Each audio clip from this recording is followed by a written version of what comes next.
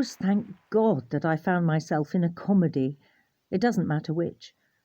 You have to feel sorry for Ophelia, doling out drooping flowers in her shift to those who should have protected her.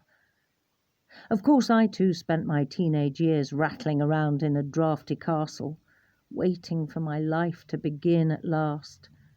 And whatever the genre, we were all plagued by male relatives, either bossy or drunk, trying to grab our money or marry us off to some hanger-on.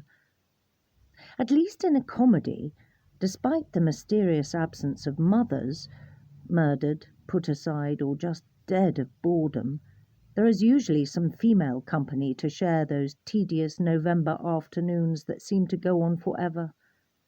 But given the least opportunity, lost at sea or in a forest, chucked out for being clever, it was a relief to slip into doublet and hose. So after marching round my attic room for a while and some vocal warm-ups, I was ready for this brave new world.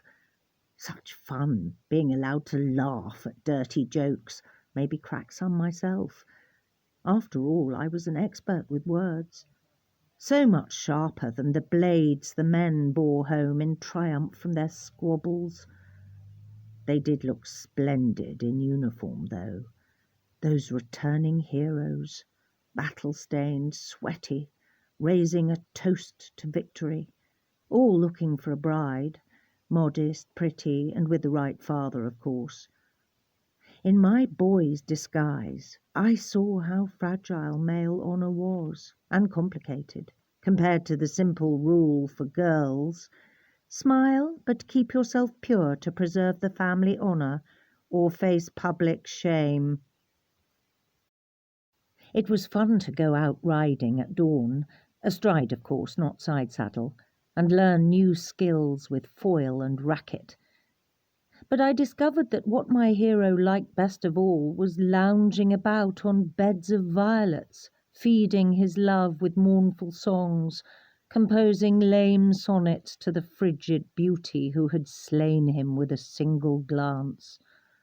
One swain even had the nerve to pin his feeble verses up in public view, defacing trees with the usual clichés: maids were fair, yet cold as Diana, or jewels too rare for use, while men were abject slaves pursued by hounds of desire.